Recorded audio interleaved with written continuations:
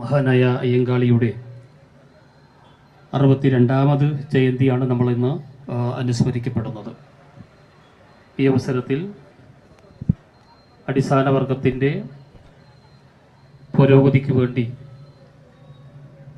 അതോടൊപ്പം തന്നെ കേരളത്തിൻ്റെ നവോത്ഥാനത്തിന് വേണ്ടി അഹോരാത്രം പ്രവർത്തിച്ചിട്ടുള്ള മഹാനായ അയ്യങ്കാളിയുടെ 62ാമത് അനുസ്മരണ പരിപാടിയിൽ അദ്ദേഹത്തിന് നമുക്ക് ഏവർക്കും വേണ്ടി ഞാൻ ഈ അവസരത്തിൽ അനുസ്മരിക്കുകയാണ്. അദ്ദേഹം കേരള സാമൂഹിക സാംസ്കാരിക മണ്ഡലത്തിൽ ഉയർത്തിവിട്ടിട്ടുള്ള ചരിത്രപരമായിട്ടുള്ള കാര്യങ്ങളെ സംബന്ധിച്ചൊക്കെ തന്നെ നമുക്കെല്ലാവർക്കും വ്യക്തമായി അറിയാവുന്ന കാര്യങ്ങളാണ്. ആ നവോത്ഥാന നായകൻ്റെ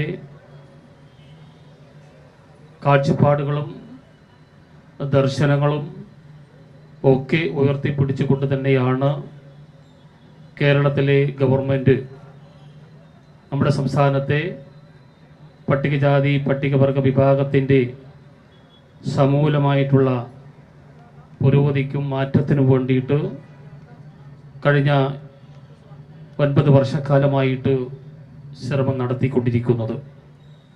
അദ്ദേഹത്തിൻ്റെ സ്വപ്നമായിട്ടുള്ള വിദ്യാഭ്യാസ പരിപാടിക്കാണ് ഈ ഗവൺമെൻറ് ഏറ്റവും കൂടുതൽ ഊന്നൽ കൊടുക്കുന്നതെന്ന് നമുക്ക് പരിശോധിച്ചാൽ കൃത്യമായി മനസ്സിലാവുന്ന കാര്യമാണ്.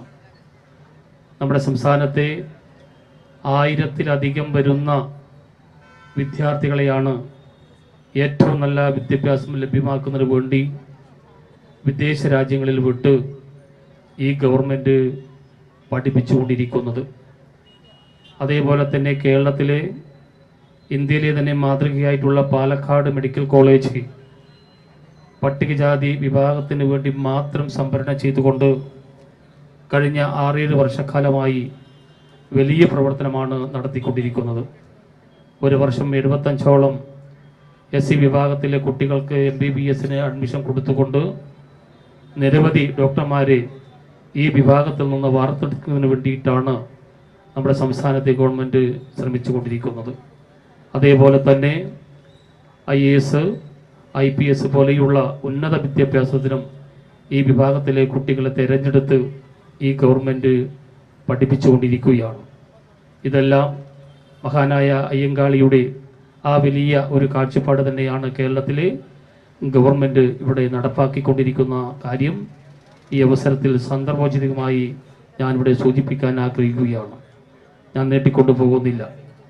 പക്ഷേ മഹാനായിട്ടുള്ള അയ്യങ്കാളി നമ്മുടെ സമൂഹത്തിൻ്റെ സമസ്ത മേഖലകളിലും ഇടപെട്ടുകൊണ്ട് അടിച്ചമർത്തപ്പെട്ട വിഭാഗത്തിനും സമൂഹത്തിൽ പൊതുസമൂഹത്തോടൊപ്പം നിൽക്കുന്നതിന് വേണ്ടിയിട്ടുള്ളൊരു സാഹചര്യം ഉണ്ടാക്കിയെടുത്തിട്ടുണ്ട്.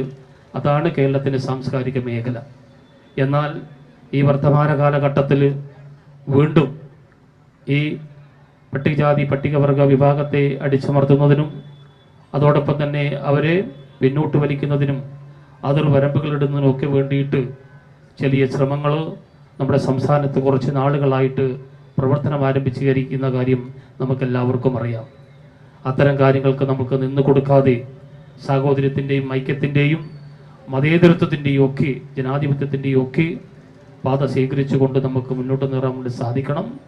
അദ്ദേഹത്തിൻ്റെ ആ ദീർഘവീക്ഷണം, ആ കാഴ്ചപ്പാട് നമുക്കെല്ലാവർക്കും ഉറക്കെ പിടിച്ചുകൊണ്ട് ഇനിയും നമ്മുടെ കേരളത്തിൻ്റെ സാംസ്കാരിക കേരളത്തെ മുന്നോട്ട് കൊണ്ടുപോകുന്നതിന് വേണ്ടിയിട്ട് നമുക്ക് ഒരുമിച്ച് നിൽക്കാം എന്ന് മാത്രം ഈ അവസരത്തിൽ സൂചിപ്പിച്ചുകൊണ്ട് അദ്ദേഹത്തെ ഒരിക്കൽ കൂടി ഹൃദയപൂർവ്വം അനുസ്മരിച്ചുകൊണ്ട് ഈ പൊതുസമ്മേളനത്തും ഗംഭീരമാക്കുന്നതിന് വേണ്ടി ഇവിടെ എത്തിച്ചേർന്നിട്ടുള്ള എല്ലാ നല്ലവരായ നമ്മുടെ സാമൂഹിക സാംസ്കാരിക മേഖലകളിലുള്ള എല്ലാ ജനാധിപത്യ വിശ്വാസികളെയും ഈ അവസരത്തിൽ അഭിനന്ദിച്ചുകൊണ്ട് ഈ അനുസ്മരണ സമ്മേളനം ഉദ്ഘാടനം ചെയ്തതായിട്ട് ഞാൻ അറിയിക്കുന്നു.